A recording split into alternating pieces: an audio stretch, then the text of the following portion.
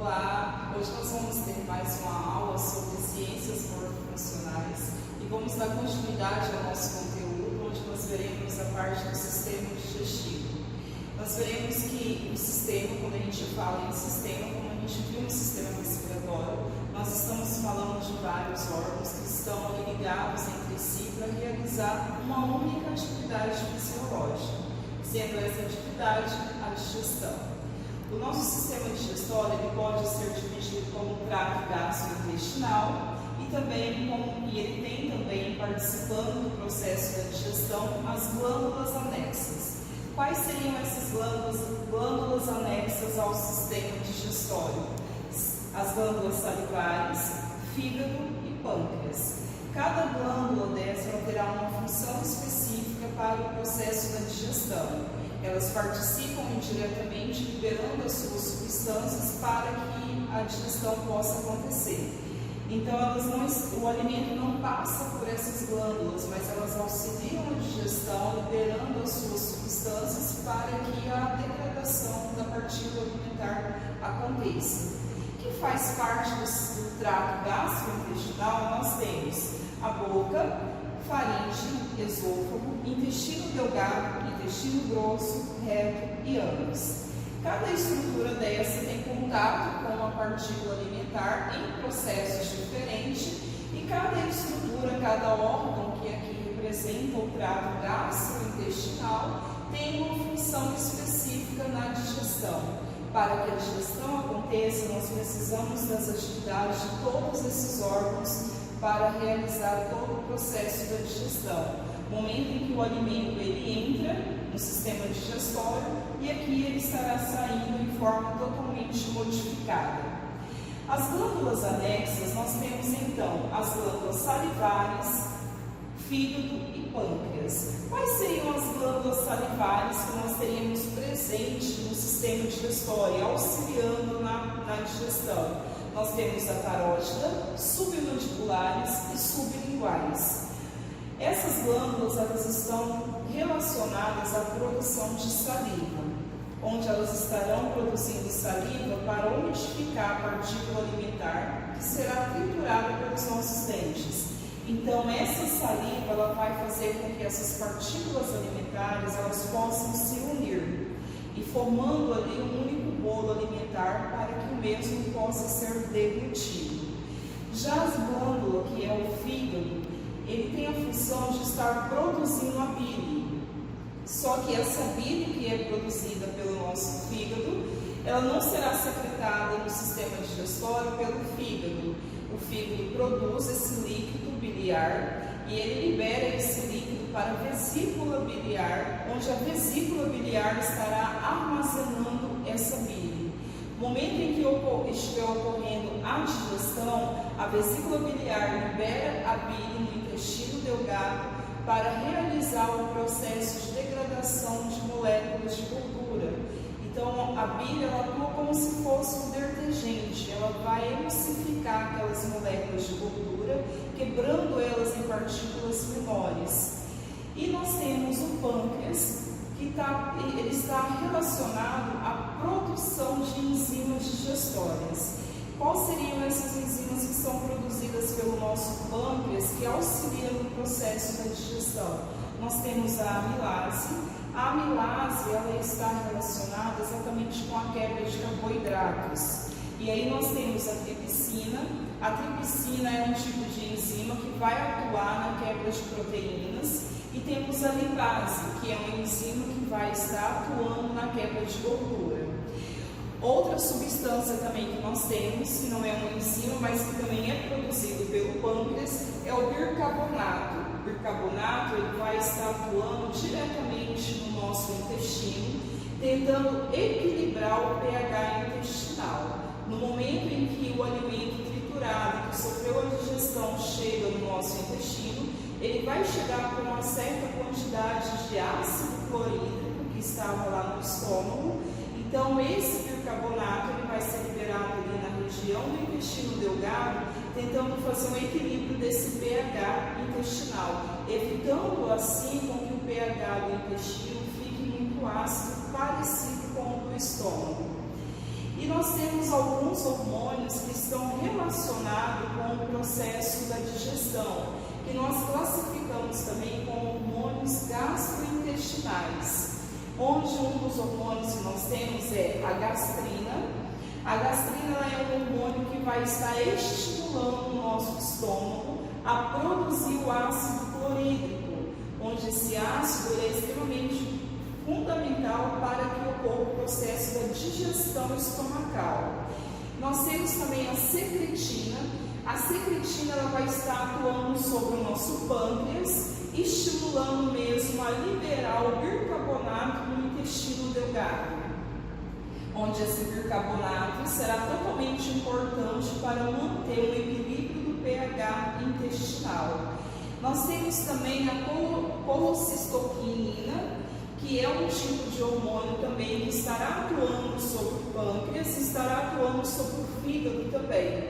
Ela estará atuando sobre o fígado para que o mesmo estimule a produção e a liberação da bile que ele produz, e estará estimulando o pâncreas a produzir e liberar as enzimas pancreáticas, onde essas enzimas pancreáticas são essas que nós vimos aqui: amilase, tripsina e lipase. Essas seriam as enzimas que são estimuladas por este hormônio para que o pâncreas possa produzi-las. E aí nós temos a intergastrona, que é um tipo de hormônio que vai inibir exatamente o quê? O peristaltismo, que seria um movimento muscular estomacal que estimula a liberação do bolo alimentar para a região intestinal.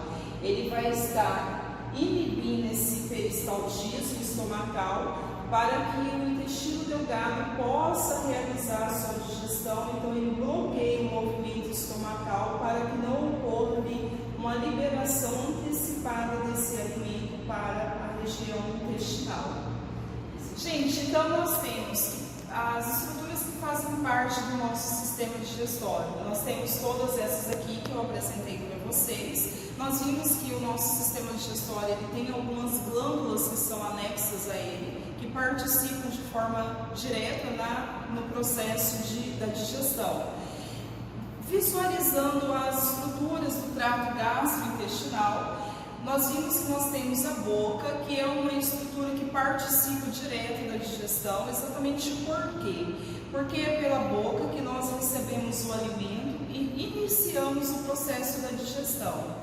A nossa boca, ela tem na região da nossa boca que a gente vai encontrar algumas glândulas, e é na cavidade bucal que nós vamos encontrar, na cavidade oral que nós vamos encontrar a presença da saliva.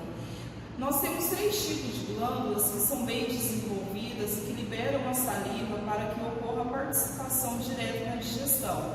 Onde uma dessas glândulas é a glândula parótida, que nós temos ela representada aqui. E aí essa glândula parótida, ela libera cerca de 30% da saliva que é produzida diariamente.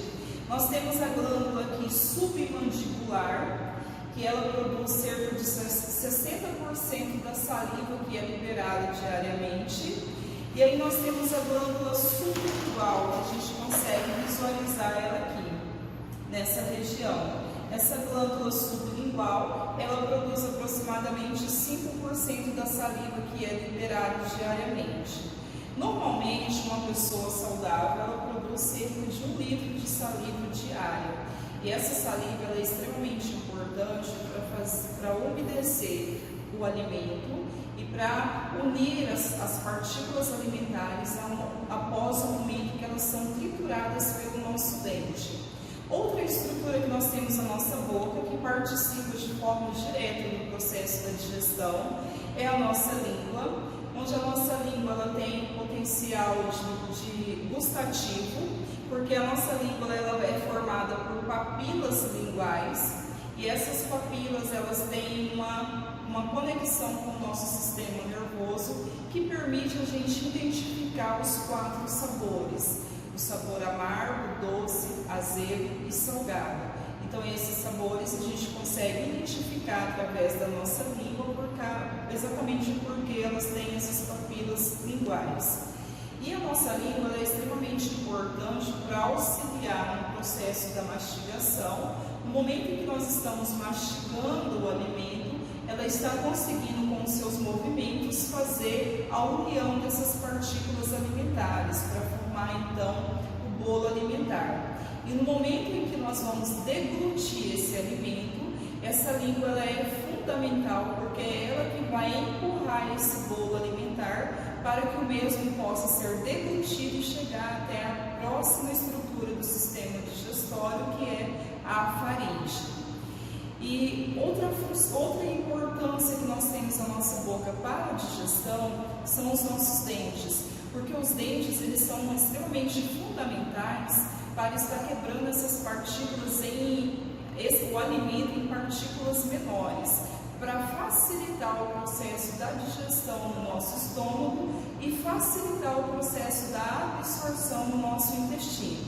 Os nossos dentes, como nós sabemos, nós temos os nossos dentes incisos, que são representados por 4 dentes aqui frontais, e temos os dentes caninos. Esses dentes, na mastigação, ele teria a função de rasgar o alimento.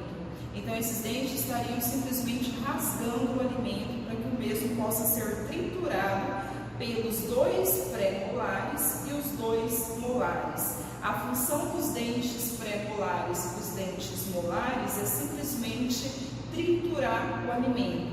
Então, esse alimento será rasgado pelos dentes incisos e pelos caninos, e posteriormente eles serão triturados pelos dentes pré-molares e molar. Posteriormente, a mastigação e a formação então do bolo alimentar. Quando a gente está se alimentando, nós estamos mastigando um alimento. A partir do momento que aquele alimento se transforma em partículas menores e essas partículas são unidas pela saliva e o mesmo é deglutido, nós temos ali a formação de um bolo alimentar. Esse bolo alimentar, aqui nessa imagem, nessa representação, nós conseguimos ver melhor.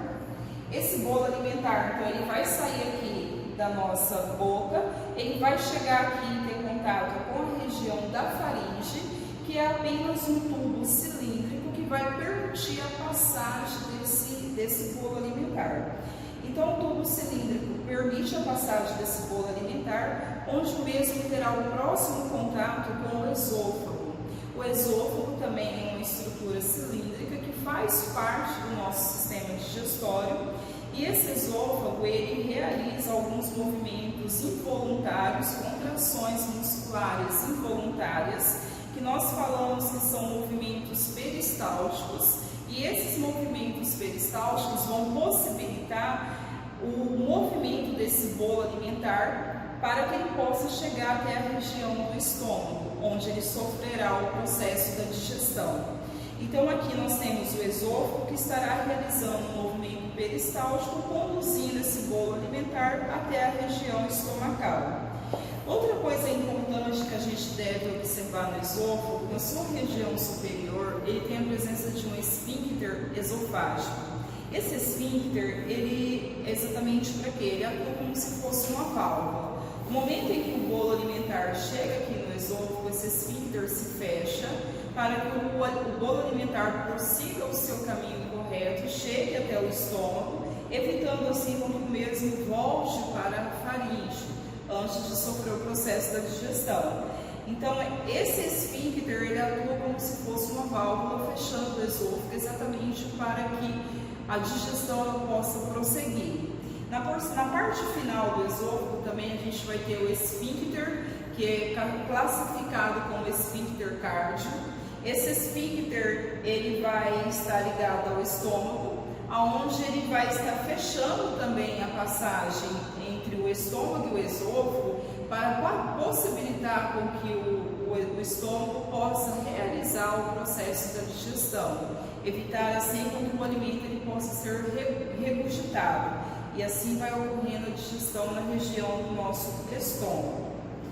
Quando o alimento chega aqui na região estomacal, o que vai acontecer aqui? O nosso estômago ele tem a capacidade de produzir um ácido em grande quantidade, cerca de 3 litros por dia de ácido clorídrico. Esse ácido é extremamente importante porque ele vai atuar sobre as partículas alimentares, sobre o bolo alimentar que chegou até ele, fazendo a digestão. A digestão seria exatamente o quê? Quebrar aquelas partículas alimentares em moléculas muito menores, moléculas extremamente pequenas, de uma forma que ela possa ser absorvida, os nutrientes que estiverem presentes nessa molécula possam ser absorvidos na região intestinal. Então aqui na região do nosso estômago é o local onde vai acontecer a digestão. O que acontece? O bolo alimentar chega aqui ao estômago, o estômago ele começa a liberar então o seu ácido clorídrico, que é o suco gástrico, e o estômago ele começa também a realizar movimentos peristálticos, que seriam contrações. Essas contrações não estariam relacionadas para passar o bolo alimentar para o intestino, não seria isso no momento. As contrações elas estariam relacionadas a movimentar esse bolo alimentar aqui na região do estômago, para que todo esse bolo alimentar possa sofrer a digestão, porque assim ele consegue misturar essas partículas alimentares com ácido clorídrico. Outra substância também que é liberada pelo nosso estômago é a pepsina. A pepsina ela também vai estar atuando sobre a quebra de proteínas. Então, alguns alimentos que nós ingerimos que têm a presença de proteínas, essa pepsina ela vai estar atuando sobre essas moléculas proteicas para que as mesmas possam sofrer a digestão. Posteriormente à digestão, então quando se finaliza a digestão, nós vamos ter um bolo alimentar totalmente modificado, onde o mesmo vai apresentar uma consistência líquida. E isso vai modificar também a classificação desse bolo alimentar. O bolo alimentar seria formado aqui na região da cavidade oral, ele vai passar pela faringe e esôfago. Chegou aqui no estômago, sofreu o processo da digestão, ele passa a ser chamado de quimo. Então, quando ele sofre toda a modificação pela ação do ácido clorídrico e pela enzima pepsina, a gente vai ter então a formação de um quimo. Esse quimo ele vai prosseguir e ele vai chegar aqui na região do intestino delgado. O nosso intestino delgado é a região do nosso sistema digestório extremamente fundamental, porque é através do nosso intestino delgado que vai ocorrer todo o processo de absorção de todos os nutrientes que estiverem presentes no alimento em que ingerimos. Então, o estômago, a função dele é só digerir, é só fazer a digestão. Agora, o intestino delgado é ele que vai absorver os nutrientes, vitaminas, carboidratos, lipídios, proteínas que estiverem presentes nesse alimento e vai passar esses nutrientes para os nossos vasos sanguíneos, onde os nutrientes terão contato com o nosso sangue. O nosso intestino delgado ele é rico em capilares sanguíneos. E os capilares é um vaso sanguíneo poroso. E isso possibilita com que ocorra o processo da difusão. Então, isso vai possibilitar com que os alimentos, os nutrientes que chegaram até o intestino delgado possam ser absorvidos e sofrerem a difusão para os capilares sanguíneos e assim ter contato com a corrente sanguínea. Quando o alimento chega aqui na região do nosso intestino delgado, nós temos a região inicial aqui do nosso intestino delgado, que se classifica como duodeno.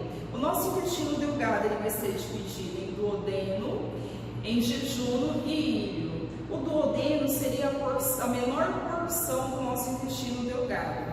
É nessa região aqui inicial do nosso intestino delgado que se comunica aqui com o nosso estômago, que vai ocorrer a liberação da bile que é produzida pelo nosso fígado e também das enzimas pancreáticas que são produzidas aqui pelo nosso pâncreas. Lembrando que o fígado produz a bile, mas a mesma fica armazenada aqui na vesícula biliar e é essa vesícula biliar que vai liberar a bile no nosso intestino delgado. Então o nosso estômago ele não recebe a ação de nenhuma enzima produzida pelo pâncreas e nem pelo fígado. Todas essas enzimas elas serão liberadas no nosso intestino delgado na porção do duodeno. O duodeno é a primeira porção do nosso intestino delgado que vai receber então a presença dessas enzimas. E nesse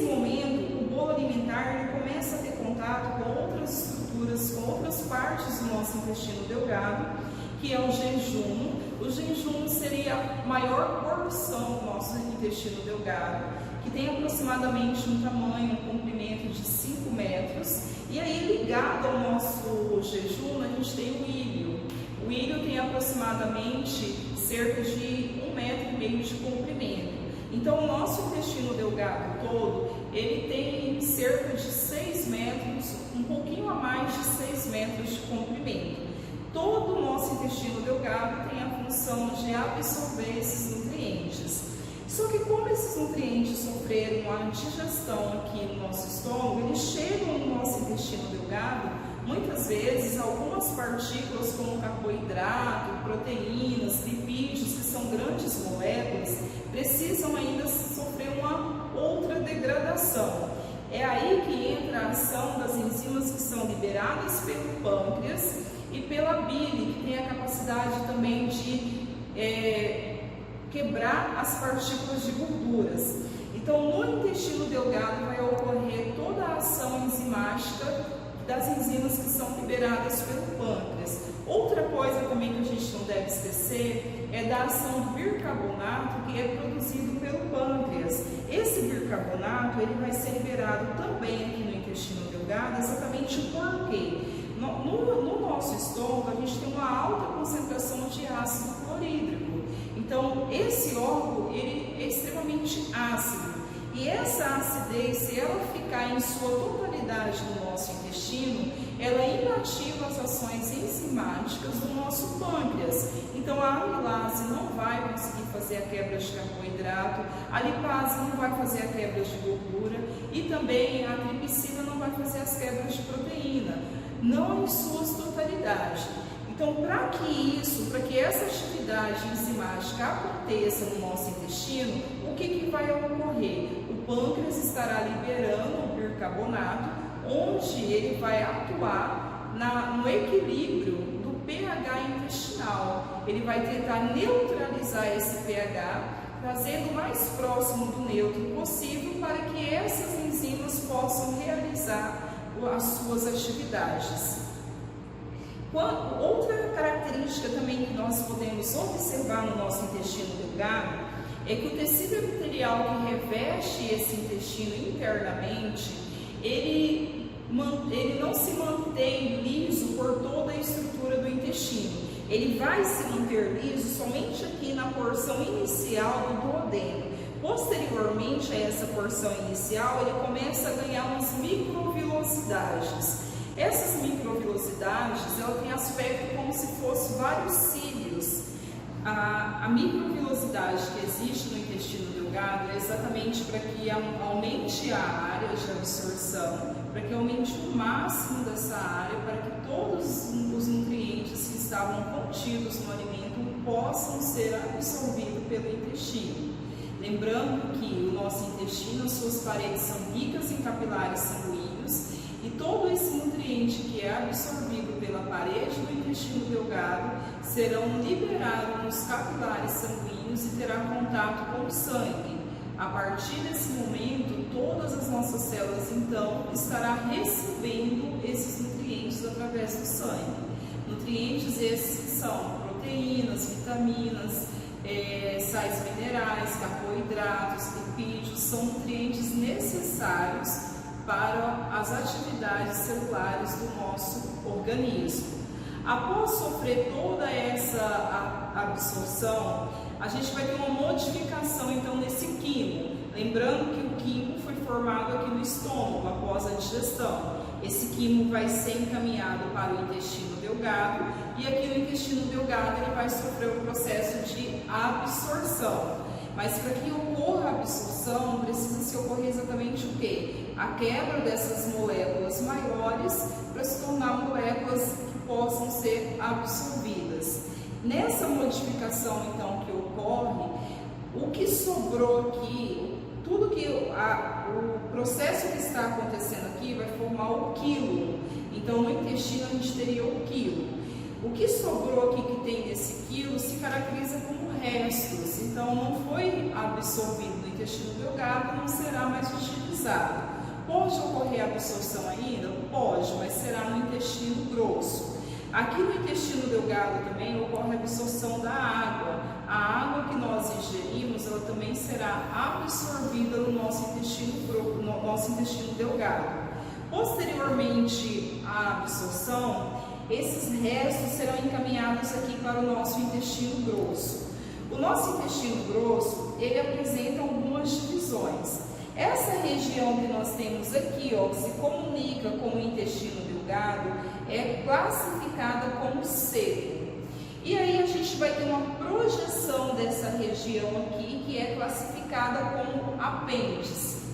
Em nós, humanos, esse apêndice ele não tem uma função específica na digestão. Uma função que ele teria seria na questão de defesa imunológica. Mas a gente tem vários outros órgãos que atuam na produção de células de defesa, fato que não justifica, se esse apêndice for removido, a gente não teria nenhum déficit no nosso sistema de defesa.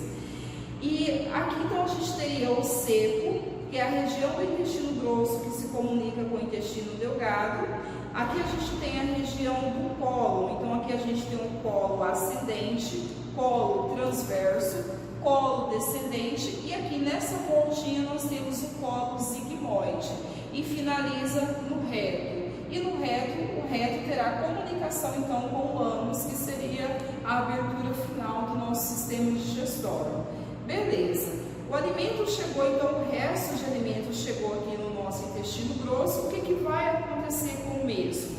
A gente terá a absorção de sais minerais. Se ainda tiver sais minerais nesses resíduos, a gente ocorrerá a absorção aqui no intestino grosso e também ocorrerá a absorção de água. Quando tudo isso for absorvido e não tiver mais nada para ser absorvido desses restos alimentares, o que vai acontecer? O mesmo vai sendo encaminhado aqui para o nosso colo descendente, onde ele formará o bolo fecal. Então aqui a gente terá a formação das fezes. Quando esse colo descendente ele começa a encher-se de fezes, o que vai acontecer? Ele vai encaminhar essas fezes para o colo sigmoide e depois ele vai encaminhar essas fezes para o reto. Quando essas fezes chegam no reto, vai ocorrer então a urgência de defecar. Então vai ser o momento em que vai ocorrer a defecação. Então chegou aqui no reto, quando as fezes chegam aqui na região do reto, vai ser o momento em que a gente vai sentir aquela urgência de defecar para liberar essas fezes. E aí nós vamos liberar essas fezes através do ano, que seria uma abertura que a gente tem no final do nosso sistema digestório. Essa abertura ela vai ter então o esfíncter anal, que ele permanece fechado, ele só é estimulado então a se abrir no momento da defecação. Esses seriam os órgãos que fazem parte do nosso sistema digestório. O que a gente não pode esquecer também são das glândulas anexas, que são extremamente importantes. As glândulas salivares, o pâncreas e o fígado. São glândulas extremamente importantes porque estão produzindo substâncias, enzimas que vão estar atuando no processo da digestão. E o que forma o nosso trato gastrointestinal: boca, faringe, esôfago, estômago, intestino delgado, intestino grosso, reto e ânus. Com isso a gente consegue compreender quais são os órgãos que formam o nosso sistema digestório e a função de cada uma deles. Seria isso que nós veríamos sobre o nosso sistema digestório e até a próxima aula. Pessoal, hoje a gente vai pegar aqui o sistema digestório da Esmeralda emprestado para vocês estar visualizando. Então aqui a gente tem a presença do fígado, que é uma glândula que está participando do processo da liberação da bile. Aqui a gente tem a presença da vesícula biliar, que vai estar armazenando a bile que foi produzida pelo fígado. Aqui nós temos o estômago e aqui essa porçãozinha que a gente está vendo em amarelo seria o pâncreas, que está produzindo as enzimas pancreáticas. Depois a gente tem aqui no interior o intestino delgado e o intestino grosso, que faz toda aqui a sua volta no intestino delgado. Ligado aqui ao intestino delgado, a gente tem a parte do seco, depois a gente tem o colo ascendente, colo transverso, colo descendente, sigmoide, essa voltinha aqui, e o reto. E aí depois o ânus. Agora a gente vai ver só como que é as microvilosidades do intestino delgado, que eu falei para vocês. Essas são as microvilosidades que nós temos no nosso intestino delgado. Essas microvilosidades, então, é a modificação que a parede interna do intestino delgado apresenta para aumentar a área de absorção dos nutrientes. Então, esse é o nosso sistema digestório que nós precisamos ver hoje aqui nessa aula.